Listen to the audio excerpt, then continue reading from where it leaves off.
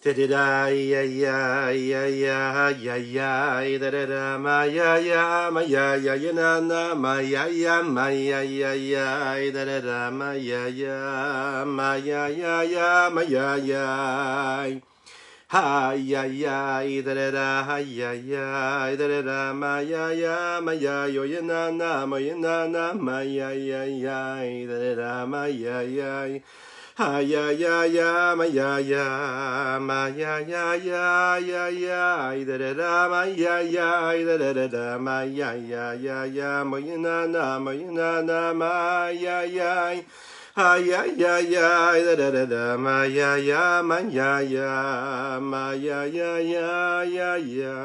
ma Hayanana maya ya maya ya mayanana maya ya da da da maya da da da da da da maya mayanana maya ay ay ay ay da da da da ma ya ya ma ya ya ma ya ya ya ya da da da ma ya ya da da da da ma ya ya ma na ay ay ay ay ay ay ay da da da da ma ya na. Boker Tov Koulam, bonjour à toutes et à tous, infiniment heureux de vous retrouver en cette magnifique matinée que Dieu nous offre sur la terre. J'espère que vous allez bien, que vous êtes bien installés. N'hésitez pas à partager, n'hésitez pas à liker, n'hésitez pas à commenter cette publication afin que nous soyons encore et toujours plus. Boker Tov, mon ami Laurent. Boker Tov à toutes et à tous, que je ne vais pas nommer, mais je pense à chacune et chacun d'entre vous. Chazak pour votre présence, merci à vous. On va commencer dans quelques instants, c'est-à-dire maintenant. Pensez à partager, c'est important, afin que nous soyons encore et toujours plus.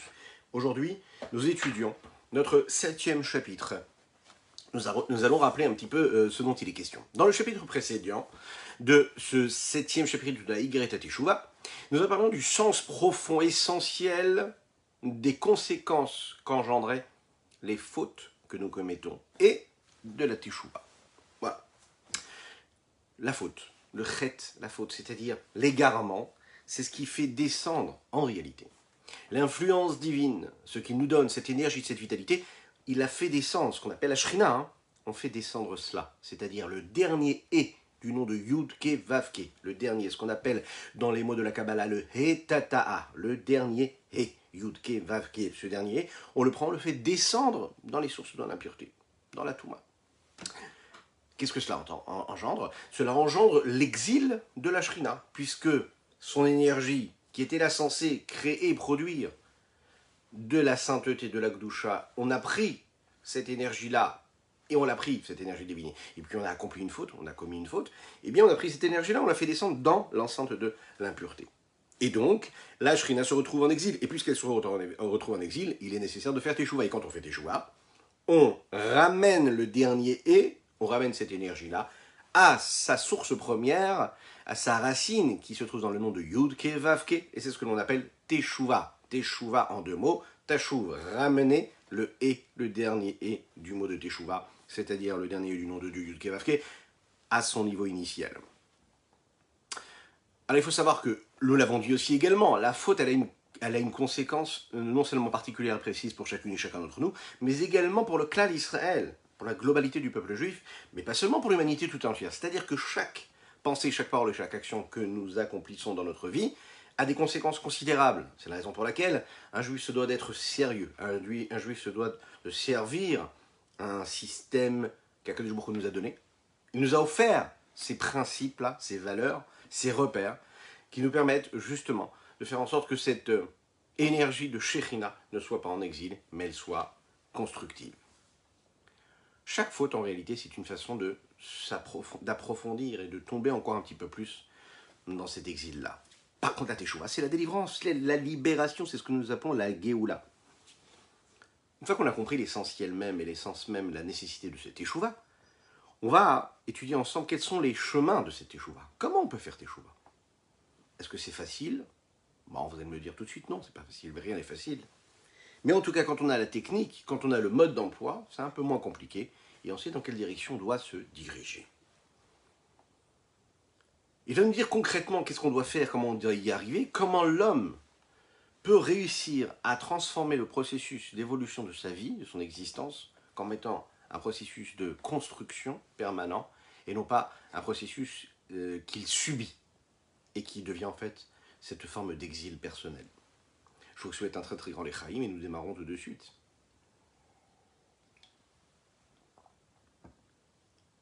Le Derech Haïmet Ve'ayashar, le chemin vrai, véridique, celui qu'on doit entreprendre, qui nous permet d'arriver à cet essentiel même de Teshuvah.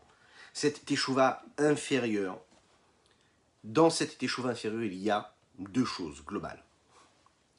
La première chose, c'est déjà de réveiller la miséricorde de notre âme. Réveiller la miséricorde, ça veut dire d'avoir pitié de cette âme divine qui se retrouve en exil. C'est la raison pour laquelle, comme on a pitié d'elle, eh bien on décide de faire Teshuvah. La deuxième, c'est de briser, de soumettre, d'incliner cette écorce du mal, cette présence négative qui est en nous, de l'incliner, qui nous empêche d'exister, d'être dans cette sainteté-là, de la mettre de côté, de la soumettre au côté positif. Donc deux mouvements. Première chose, réveiller la miséricorde, qui provient des sources de la miséricorde, de la rachamim, sur la neshama, sur cette âme divine-là. Parce qu'il faut savoir que cette âme divine, elle est descendue d'un endroit qui était très très très très haut. Elle vient de ce que nous appelons la vie éternelle, tout près d'Akadosh Baruch Hu. Elle est descendue aussi bas, dans ce puits aussi profond, qui sont ce que nous appelons les enceintes de l'impureté et de l'autre côté, la sitrachar, à l'inverse de la sainteté de la Kedusha. Cette miséricorde, il faut la réveiller sur chacune et chacun d'entre nous, notre petite neshama à nous que nous avons, notre âme. Mais aussi réveiller la miséricorde concernant la source de cette petite neshama que nous avons toutes et tous.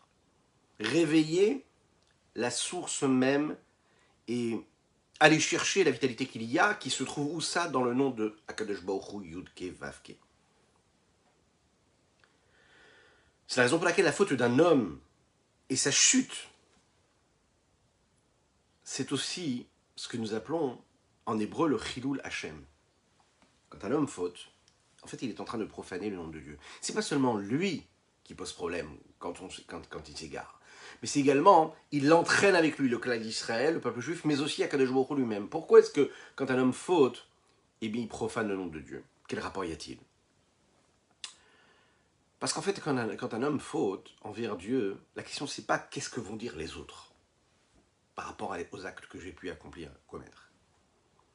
Il faut savoir qu'à ce moment-là, de manière profonde, claire, il prend son chélek, cette part-là qu'il a en Dieu, de Dieu en lui, et puis il l'amène dans cette faute-là. Et c'est à ce moment-là que nous appelons ça profaner le nom de Dieu. Et par rapport et à cause de cette profanation-là qu'il opère et qu'il met en mouvement, il va donc faire appel à cette miséricorde pour corriger, pour réparer cette profanation du nom de Dieu. Et on sait qu'Akadosh Baruch Hu, il va l'accepter, cette teshuva, il va avoir pitié de lui. Comment? Parce qu'on va réveiller cette miséricorde qui provient de quoi? De l'influence du nom d'Akadosh Baruch Hu Yud Kevav qui est descendu de niveau en niveau dans ces niveaux d'impureté. Pourquoi? Pour les faire vivre. Mais comment pour faire vivre? Mais parce qu'à chaque fois qu'un homme fait quelque chose, à chaque fois qu'un homme manigance quelque chose de positif ou de négatif, il y a une énergie divine qui est descendue pour lui permettre de l'avoir. Cette pensée-là, ou cette parole, ou cette action. À chaque fois qu'il a des mauvaises pensées, il est en train de créer, de nourrir l'autre côté, l'inverse de la Kedusha. Il a fait vivre, la nourrir, c'est-à-dire la faire exister, lui donner de l'énergie. Il est dit comme ça dans les Shir Hashirim, vous savez, de Shlomo HaMelech. Il y a des communautés qui ont l'habitude de le dire tous les Shabbats. Shir Hashirim, du roi Salomon, dit comme ça, Melech Asur Bareatim. Melech Asur Bareatim. Un roi qui est enfermé dans ces sujets, dans ces objets-là. Ça veut dire que c'est appelé les meubles, Réatim aussi, également. Quelle est l'idée ici? Le Zohar l'explique comme ça différemment, il dit, quand on parle des Réatim, ici nous parlons du cerveau. C'est-à-dire que le roi Akadosh Baruch Hu, il est enfermé, il est lié par les pensées de l'homme. Elles sont multiples, elles sont furtives, mais elles sont aussi, elles ne s'arrêtent jamais. Et ces pensées-là, elles enferment Dieu, elles enferment le roi. Pourquoi? Parce que cette fuite en avant systématique qu'il y a dans ses pensées, quand elles ne sont pas dirigées, quand elles ne sont pas canalisées, elles emmènent l'homme partout dans toutes les directions.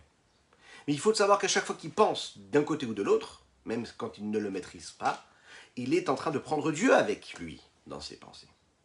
De la même manière qu'un homme, quand il dit quelque chose de pas bien, de négatif, il amène Dieu avec lui, puisque son souffle qui lui permet de parler, c'est le souffle de l'âme, et ce souffle de l'âme, c'est Dieu qui lui a insufflé lors de la création, donc il amène Dieu dans sa parole. La même chose quand un homme agit encore plus, et encore plus encore, quand il pense, Melech Assour Bariatim, le Zohar nous dit, il faut savoir que Akadosh Baruch Hu, là, il est enfermé dans cela. Et c'est ce que nous appelons donc cet état d'exil, ce niveau d'exil dans lequel l'homme se trouve, et qu'il amène Dieu dans cet état d'exil.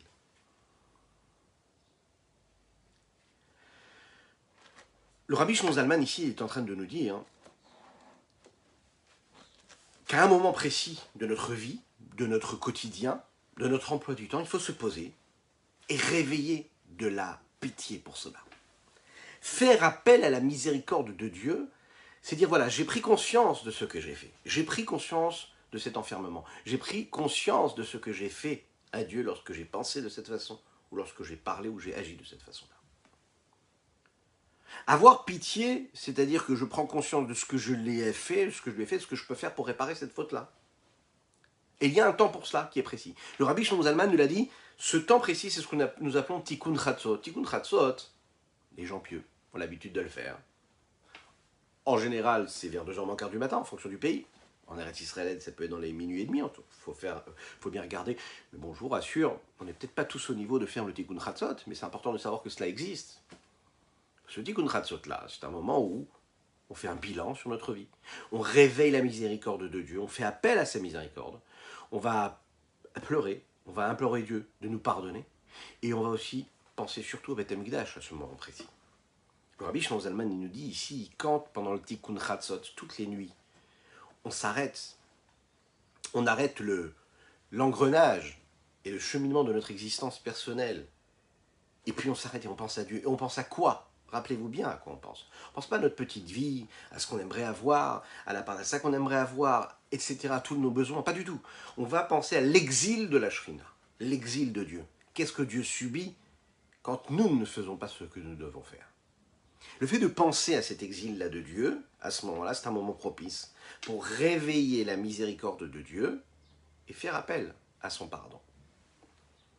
Nous le disons dans le Sidour également, c'est clairement ici précisément précisé dans les Sidorim par exemple, qu'au moment de Tikkun Chatzot, nous lisons des psaumes, et il est précisé comme ça dans les petites notes, c'est important à ce moment-là de prier, de pleurer sur la destruction du temple. Qui veut dire quoi? La destruction du temple qui a été engendrée et causée parce que l'homme a pris Dieu et l'a mis en exil.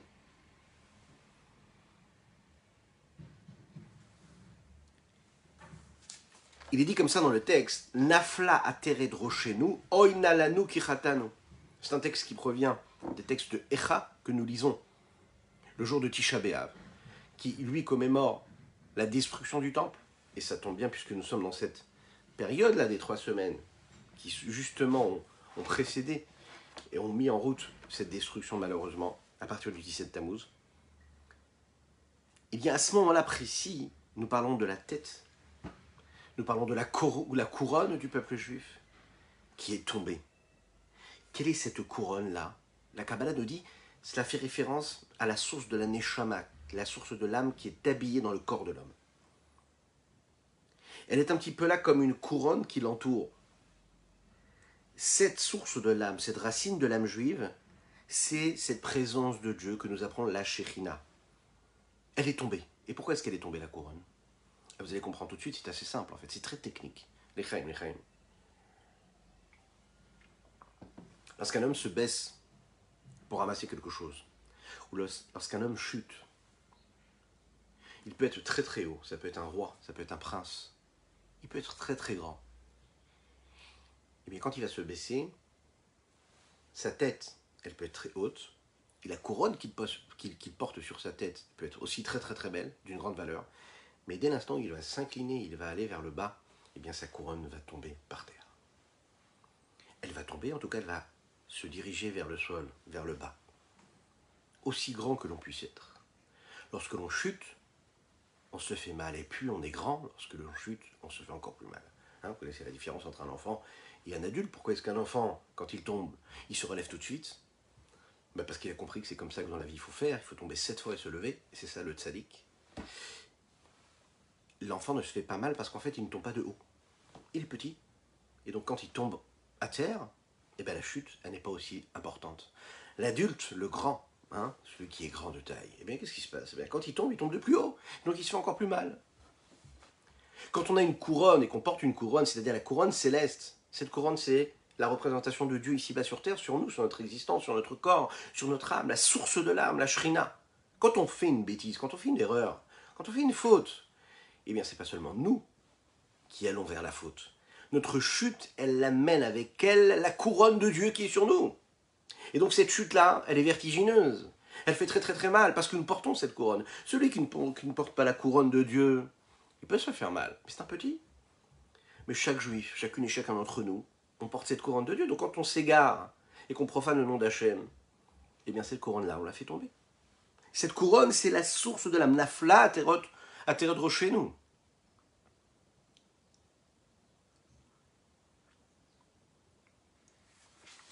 Et notre seule solution, c'est de faire appel donc à cette miséricorde.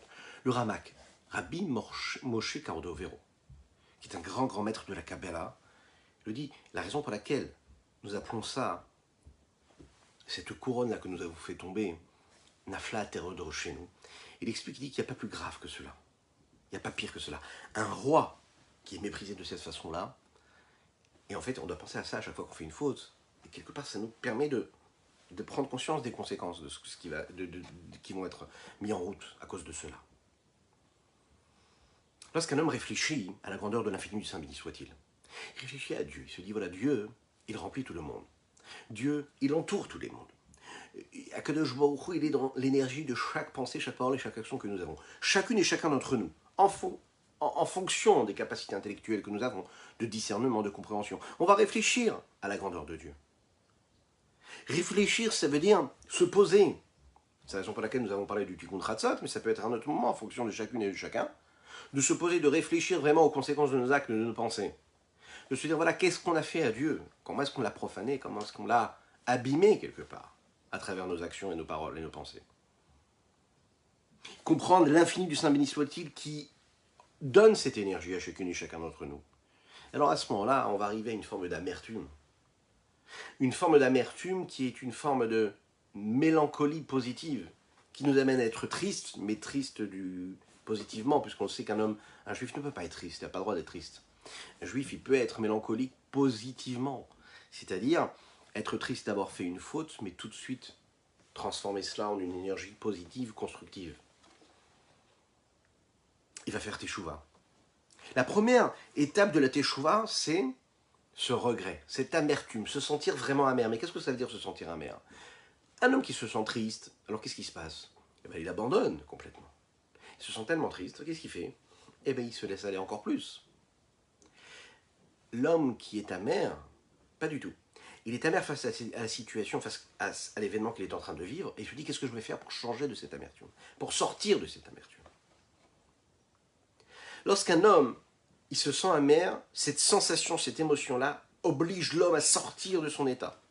Et donc ça, c'est le démarrage, c'est le commencement, c'est le premier mouvement qui va ensuite engendrer ce mouvement-là de la teshuva, du retour vers Dieu. La première étape qui nous est donnée pour faire teshuva, c'est donc réveiller en nous cette amertume, qui veut dire quoi? Réveiller la miséricorde de Dieu. Et pas tout le monde a la possibilité de le faire, pas tout le monde ne le mérite, pas tout le monde a le temps pour cela. Pour cela, il faut avoir une forme de soif pour Dieu, pour l'infini du Saint béni soit-il. Ce réveil, cette sensation-là de nécessité de miséricorde de Dieu, c'est une réelle prise de conscience. C'est avoir la sensation réelle d'avoir profané Dieu, d'avoir pris Dieu, d'avoir fait tomber la couronne, Chasvé Shalom, de Dieu à terre. Être conscient qu'à travers nos actes, nous avons fait ça. Être lucide. La deuxième étape qui nous amène vers la teshuva et qui crée cette teshuva-là, c'est de soumettre l'autre côté. Une fois que j'ai ressenti l'amertume, et bien à ce moment-là, je décide de mettre de côté complètement la vitalité qu'il y a et qui irrigue quelque part les forces du mal, les forces de l'impureté. Je décide de les faire disparaître. Si elle s'élève comme l'aigle, je la ferai tomber, comme l'est dit comme ça dans les textes de Ovadia. Si elle s'élève, l'impureté, l'autre côté, la citrara, s'élève comme l'aigle, qui veut dépasser tout le monde, qui veut gérer, qui veut être au-dessus de tout, qui veut exister, eh bien je vais le faire tomber complètement.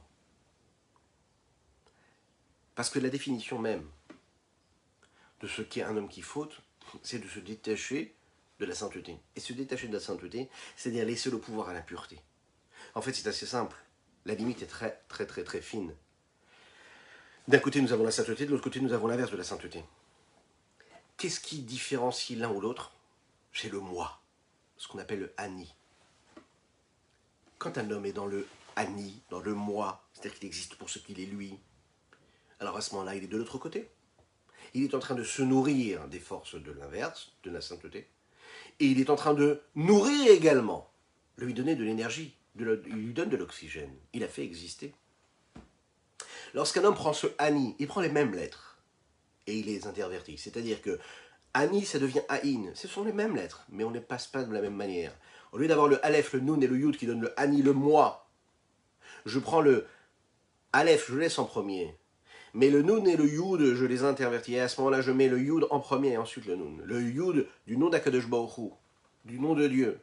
Cela devient Aïn, donc je ne deviens rien. Aïn, le néant.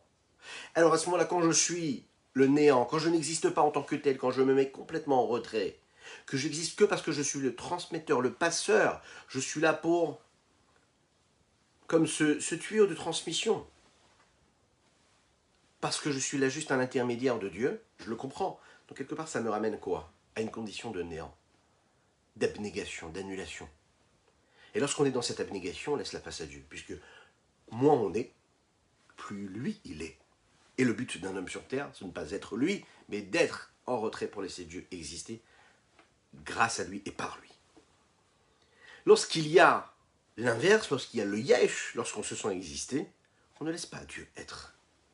Celui qui se soumet à l'honneur de Dieu, celui qui comprend que l'important c'est quoi? C'est de laisser exister Dieu, et qui se met en retrait, et bien il laisse Dieu exister, et puis il ne s'égare pas. Donc la deuxième étape de la Teshuvah, c'est d'arriver à cette forme de soumission, d'abnégation, de se dire voilà, je cesse d'être, de vouloir rechercher constamment, perpétuellement, à être, à exister, à ressentir, à vouloir. Je cesse cette course effrénée à l'existence vécue pour ce qu'elle m'offre de quoi? Eh bien de grossier, de matériel, de physique, d'égoïste, de narcissique. Je mets de côté ça comme le dit David Ameller, Lev nishbar venidke. Akadosh Baruch Hu, il voit un cœur qui est brisé. Qu'est-ce que ça veut dire un cœur qui est brisé? Pas un cœur qui a un chagrin. Quel chagrin? Le chagrin d'avoir fait ce que nous avons fait à Dieu. Quand un homme, il a ce cœur qui est brisé, eh bien, il est à ramasser à la petite cuillère de la sainteté. Parce qu'il a vraiment mis de côté tout ce qu'il ressentait pour tout ce que le monde pouvait lui offrir. À ce moment-là, à ses yeux, il se sent méprisé, il se sent honteux. Il a honte quelque part. Et comme il a honte, qu'est-ce qui se passe? Eh bien, il laisse Dieu exister, il se met dans un état où il n'existe plus. Et puisqu'il n'existe plus, mais il a laissé la place à Dieu. Et puisqu'il a laissé la place à Dieu, donc Akadosh Baruch Hu va avoir de la miséricorde, va avoir pitié de lui, et il va lui offrir une vie qui va être meilleure, il va accepter son pardon. Lechaim, lechaim. Le Zohar HaKadosh le dit, il explique sur le verset qui a été dit par David Ameller dans les Teilim. Zivre Elokim ruach nishbara, lev nishbar venidke. Qu'est-ce que c'est un sacrifice pour Dieu? Aujourd'hui, nous n'avons pas le Beth Amikdash. En attendant, pour quelques semaines, quelques jours peut-être encore. En attendant d'avoir le Beth Amikdash et de pouvoir faire les korbanot et sacrifices en Eretz Israël à Yerushalayim, dans le Beth Amikdash, on a la possibilité d'offrir à Kadosh Baruch Hu, de s'offrir à Dieu, comme un sacrifice qu'on offrait sur l'autel, sur la Mizbeach. David Ameller nous dit, qu'est-ce que c'est un Zevach, l'Elokim? Qu'est-ce que c'est un Zevach? Qu'est-ce que c'est un sacrifice pour Dieu? C'est un cœur brisé. Si tu réussis à avoir un cœur brisé, un esprit brisé dans le sens où tu es conscient des erreurs que tu as pu commettre, eh bien à ce moment-là, tu t'approches de la Kadosh Baruch Hu. Maintenant, le Zohar va s'attacher à ce mot-là qui est employé ici par David Ameller, le roi David, dans les psaumes. Il dit Zifré Elohim. Et vous en souvenez, on a détaillé ensemble la différence qu'il y a entre le nom de Dieu qui est Elohim et le nom qui s'appelle Yud-Ke Vav-Ke. C'est pas du tout pareil. Elohim, c'est Dieu qui se révèle dans les lois de la nature, dans les limites. La rigueur, dans le cadre. Yud-Ke Vav-Ke, le nom de Dieu Hachem, Yud-Ke Vav-Ke. Lui, c'est autre chose. C'est Midat HaChesed, c'est la bonté, c'est ce qui est au-dessus de Elohim, au-delà de toute limite. C'est intéressant de voir que quand on a envie d'apporter ce sacrifice pour Dieu, et quand David Ameller fait référence à ce sacrifice qu'un homme peut apporter à Dieu, c'est-à-dire en se mettant en retrait, dans cet état d'abnégation, de s'offrir à cet autel de Dieu, qu'est-ce qu'il nous dit? Il dit Elohim. Pourquoi Elohim? Alors le Zohar l'explique, il dit, parce qu'en fait, en réalité, à chaque fois qu'on apporte un animal, à l'époque du Beth Amikdash, sur l'autel en sacrifice pour Dieu, c'était pour Dieu. Hein, qu'est-ce qu'il est dit dans le texte? Adam qui akriv mikem, Korban Lachem, un homme de parmi vous qui apportera, qui approchera à Dieu, vers Dieu, un korban, un sacrifice. Et qu'est-ce qu'il dit? Lachem. Et qu'est-ce que c'est Lachem? Yud Kevavke, non pas Elohim. Quelle est la différence maintenant et avant? Quelle est la différence entre maintenant et bientôt, quand tu auras le Beth Amikdash? Alors en fait, on l'explique comme ça. Il faut savoir que le Shem Havayé, le nom de Yud Kevavke, c'est la vertu de quoi? De Rachamim, de miséricorde. Le Shem Elohim, c'est Midatadin, c'est la rigueur. Quand il s'agit de Midatadin, on ne va pas apporter un sacrifice qui est un animal, une béhéma. Non. Dans toute la paracha, c'est-à-dire dans tous les versets qui parlent du sacrifice que nous apportions au Beth Amikdash, il n'y a pas le mot de Elohim, il n'y a pas le nom de Dieu Elohim. Parce que la rigueur n'est pas là quand on apporte un korban. On est dans la vertu, la tribu de miséricorde. Alors pourquoi David Ameller ici, le Zohar nous dit, emploie le mot Elohim quand il parle de Zifrel Elohim, Ruach Nishbara, que quand c'est un cœur brisé, cela représente le sacrifice que nous apportions à Dieu au Beth Amikdash. Et pourquoi est-ce qu'on n'a pas dit le mot Yud-Ke Vav-Ke cette fois-ci? Pour faire appel à la vertu de miséricorde de Dieu. Le Rabbi Shlomo Zalman nous l'explique, il dit non, en fait, en réalité, il faut comprendre ici que le Korban, pour le nom de Dieu du Yud-Ke Vav-Ke, c'est pour se rapprocher. On le fait par amour, on le fait par miséricorde. Mais quand dans notre teshuva, on a envie de soumettre notre cœur, on a envie de briser notre cœur, parce qu'on sait qu'on s'est égaré, pas parce que c'est un mouvement de sacrifice positif, mais parce qu'avant d'apporter ce sacrifice, il faut être dans un état où on regrette nos erreurs. On est dans cette forme de rigueur, dans quel sens? Dans le sens où on est en train de soumettre, on est en train de briser quoi? L'esprit d'impureté, ce souffle d'impureté qui nous a inspiré, malheureusement, pour accomplir cette faute-là, ou cet égarement. Cet esprit d'impureté-là, il ne faut pas de la miséricorde pour le briser. Il faut justement de la midatadine, il faut de la rigueur. C'est cette rigueur qui va briser cet esprit d'impureté. Et une fois qu'on aura brisé cet esprit d'impureté, alors à ce moment-là, on pourra se rapprocher par la teshuva du Shem Havayé Yud-Ke Vav-Ke, par la vertu de miséricorde. Ruach Nishbara, c'est la deuxième étape. Cet esprit-là que l'on va briser, c'est-à-dire le korban pour Dieu, on l'amène de différents éléments, vous savez.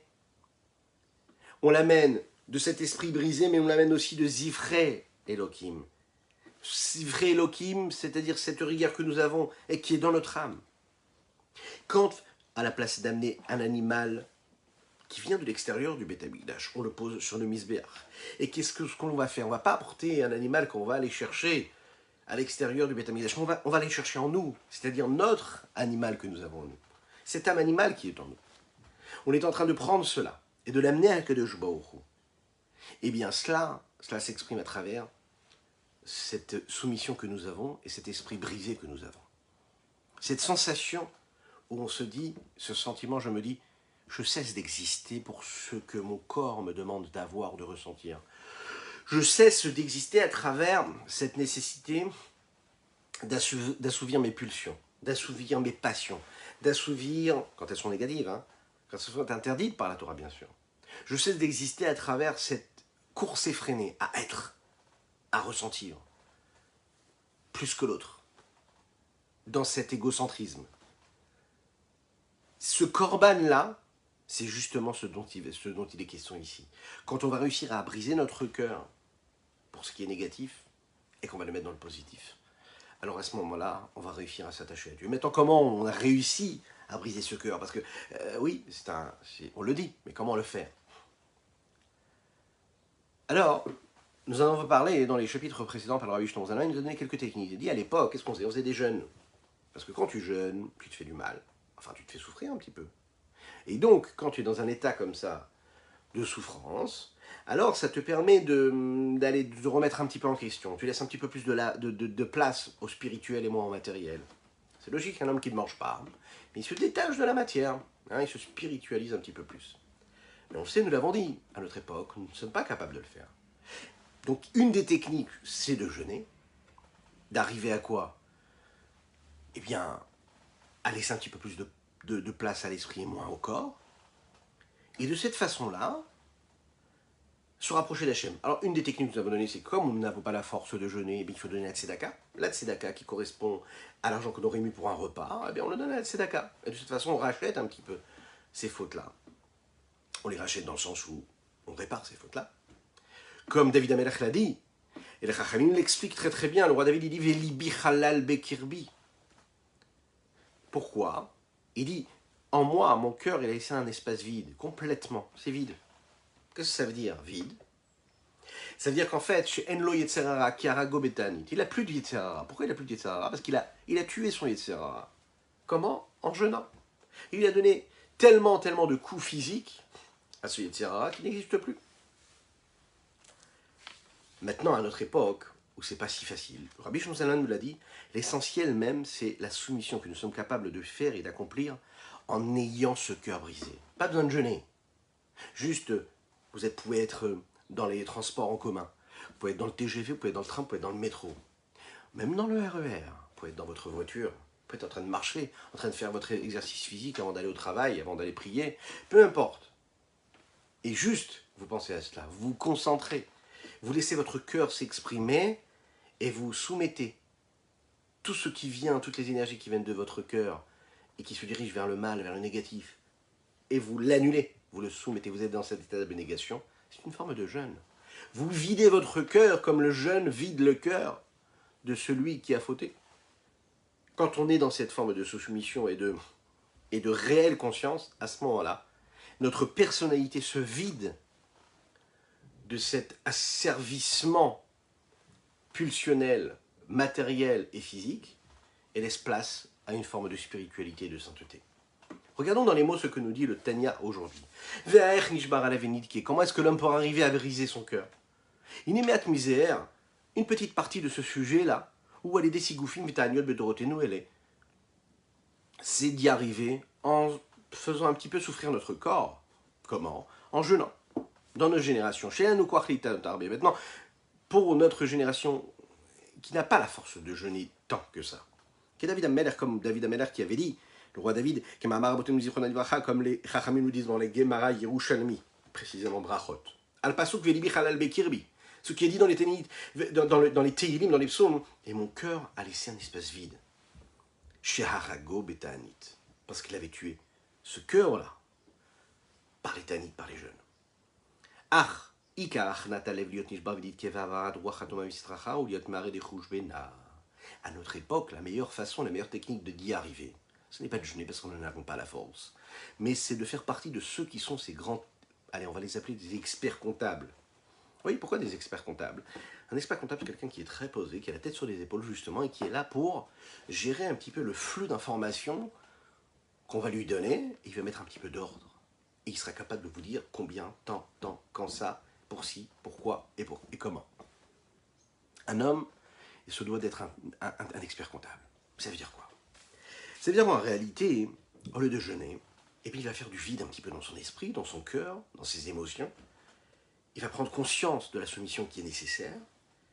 Il va briser son cœur du côté négatif. Il va faire disparaître l'esprit d'impureté, de l'autre côté, tout ce qui est l'inverse de la sainteté de son âme et de son cœur, de son esprit. Il va devenir celui qui est capable de faire des bilans, tranquillement. Et lorsqu'il est capable de faire ses bilans sur ses paroles, sur ses actions et sur ses pensées, et de se dire voilà ce qui a été du côté de la sainteté, voilà ce qui n'est pas du côté de la sainteté. Lorsqu'il fait ce nettoyage, alors il laisse de la place à ce qui va venir juste après. Dans la profondeur de sa conscience et de son savoir et de son discernement, il va réussir non pas à faire juste un bilan superficiel, mais un bilan profond de ce qui se passe à l'intérieur de son être, de sa conscience. Il va apprendre à se connaître par cœur.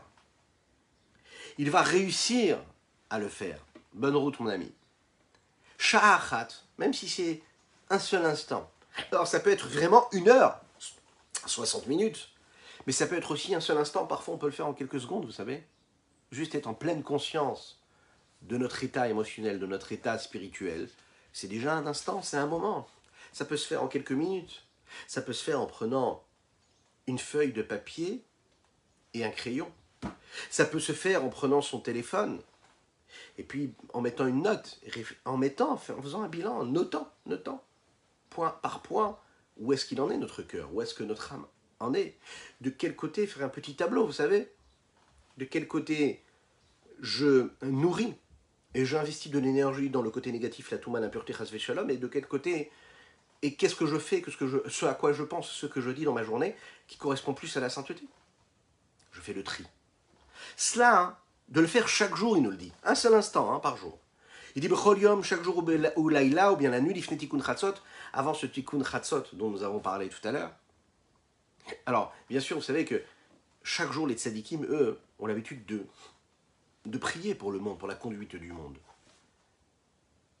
Dans les mondes, il y a ce que nous appelons Midat Yom et Midat Laïla, dans les différents mondes spirituels.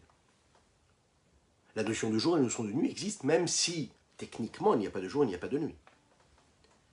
Il y a la notion, par exemple, de joie et d'amertume, même si c'est compliqué de parler comme cela des mondes supérieurs qui ne sont pas dotés des sentiments et des émotions.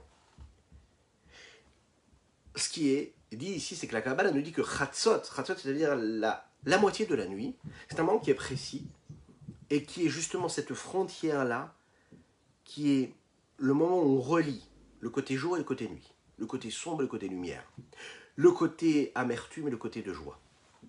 Cette frontière-là, au milieu de la nuit, c'est le moment propice pour se poser et réfléchir à tout cela et demander pardon à Dieu et faire appel à cette miséricorde. C'est la raison pour laquelle, même dans les mondes spirituels, dans les mondes très très élevés, ou même au niveau des tzadikim qui nous dépassent complètement, qui ont un autre mode de fonctionnement, chaque jour, c'est à ces moments-là qu'ils vont prier de cette façon-là. Un homme, lui, n'a peut-être pas la possibilité de le faire. Un homme normal n'a pas la possibilité d'avoir ce niveau-là de le faire tous les jours, par exemple. Alors on nous dit, fais-le au moins une fois par semaine. Par exemple, ça peut être le jeudi soir, tu fais un petit bilan. Une fois par semaine. Ça peut être même une fois par mois. Mais en tout cas, il faut le faire. Il faut savoir où nous allons. Réfléchir aux conséquences de mes actes. Qu'est-ce que j'ai fait? Qu'est-ce qu'elles ont engendré, ces fautes-là? Pour qu'un homme puisse se sentir bien, pour qu'un homme puisse se sentir satisfait avec lui-même, il n'a pas besoin d'être fort, puissant. Il n'a pas besoin d'être très très très intelligent. Il peut être complètement l'inverse de tout cela. Il peut être l'inverse de quelqu'un de fort, l'inverse de quelqu'un de riche, l'inverse de quelqu'un d'intelligent, et pourtant ressentir une forme d'orgueil, de narcissisme, d'égocentrisme. Il n'a pas de raison de se sentir ce qu'il est, et pourtant il se sent être ce qu'il est. Pour arriver à cette prise de conscience, pour arriver à cette vérité personnelle que nous devons avoir chacune et chacun, eh bien nous devons faire ce bilan. Ce bilan qui va briser ce cœur-là, qui bat pour les mauvaises choses et pour les mauvaises raisons. Pourquoi? Parce qu'il est Bechinat Galut Ashrina Kaniskar Leel, il est dans cet exil-là. Il a amené la Shrina dans cet exil-là. Dans les chapitres précédents, on nous expliquait que la Shrina, elle a été entraînée par les fautes de l'homme. Eh bien, la réflexion, la remise en question, c'est-à-dire le fait de réfléchir à ça, de prendre conscience que ce que j'ai fait, c'est ça qui a amené l'exil de la Shrina, c'est ça qui a amené l'exil de Dieu, et qu'à chaque fois que j'ai fauté, c'est moi qui ai entraîné, encore une fois, cela, c'est la première étape. La deuxième, plus précise et plus particulière, Ve Garam la Kornishmato Vnashua le Kudemechaya Chaim Baruchu Veruidalim Komatuma Ve'amavet Enichalot Sitra Chara. On a entraîné et on a fait en sorte que notre âme divine, est partie, est descendue, elle a chuté dans cet endroit-là qui est l'inverse de la vie, qui est l'inverse de la sainteté, qui est l'impureté. Les enceintes même de la Sitra Chara, l'inverse de la sainteté. Venaasit Birkrinat Merkava Aliam les Kabel Mem Shefa Vechayut Lashpia Legufo Kaniskar Leel. De la même manière qu'un homme, il peut devenir le véhicule qui permet à la Shrina, à Dieu d'exister, il l'amène partout où il va. Et bien la même chose, l'homme, quand il fait l'inverse de la volonté de Dieu, il devient ce véhicule de l'impureté, il amène de l'impureté partout, il devient ce moyen d'évolution, il devient ce moyen-là qui va dispatcher, distribuer partout, poser partout un petit peu cet aspect d'impureté. Et pour conclure, il dit comme ça, nos Chachamim le disent dans le Talmud, dans la Gemara Brachot. Les Réchaïm, les impies, sont appelés l'inverse de vivants. Pendant leur vie, ils sont appelés morts. Pourquoi? C'est-à-dire qu'ils sont appelés, ils sont vivants. Mais en fait, quand on les appelle non-vivants, on les appelle non-vivants parce qu'en fait, ils vont chercher, ils vont puiser leur énergie et leur vitalité des sources de l'impureté et du mal, qui sont les sources de l'inverse de la vie. Vechen. Quand dans les psaumes nous disons ce ne sont pas les non-vivants qui vont glorifier Dieu, ce n'est pas juste une forme de mépris quand nous le disons de cette façon-là. C'est pas que celui qui n'est pas vivant ne peut pas glorifier Dieu, c'est juste que c'est interdit. Tu ne peux pas. Tu t'imagines, ça veut dire que tu es vivant, mais tu ne peux pas glorifier Dieu. Pourquoi? Parce que tu es en train de générer de l'énergie négative et impure, et en plus tu nourris les forces et les sources de l'impureté. De qui nous parlons dans ce texte-là? Nous ne parlons pas de ceux qui sont non-vivants, réellement, physiquement. Nous parlons de ceux qui sont impies, de ceux qui ne font pas la volonté de Dieu, qui sont appelés comme des non-vivants. Et là, Kavana la Reshem Shebachayim Kruim Metim, Shemebalbelim Otam Bemachashavot, Zarot Beodam Berisham Venam Chafetzim Bitshuva Kanuda. Ils s'embrouillent l'esprit dans des pensées, par des pensées étrangères, qui leur font penser qu'ils sont dans le vrai. Et une des descriptions même de ce qu'est un être vivant, à l'inverse d'un animal, d'un végétal ou d'un minéral, c'est qu'en fait, il a la possibilité de changer. Il n'est pas conditionné. Il n'est pas obligé de suivre un instinct. L'homme est doté d'une âme animale et d'une âme divine. Il est doté d'un cœur, il est doté d'un esprit, et il a la possibilité de faire teshuva, ça veut dire que de changer. Celui qui est non-vivant ne peut pas changer. Celui qui remet en question son existence, il peut changer. Quand l'homme a possibilité de faire teshuva, il est vivant. Et tant qu'un homme peut réparer, c'est qu'il est vivant. Et nous sommes vivants. Voilà ce qu'on pouvait dire sur notre Tania du jour. Je vous souhaite une excellente journée. Une belle bénédiction pour chacune et chacun d'entre vous. J'espère que le Baruch Hu écoutera nos prières et qu'il nous amènera le Beth Amikdash, que nous puissions apporter notre âme animale sur ce misbéar, sur cet autel-là, et que nous puissions étudier ensemble sur l'esplanade du Beth Amikdash à Yerushalayim reconstruite. Excellente journée, des bonnes nouvelles. On peut se dire déjà Shabbat Shalom. N'oubliez pas de commenter, n'oubliez pas de liker, mettre des pouces, et puis de partager, c'est important. Vous prenez un grand mérite quand vous le faites. À très bientôt.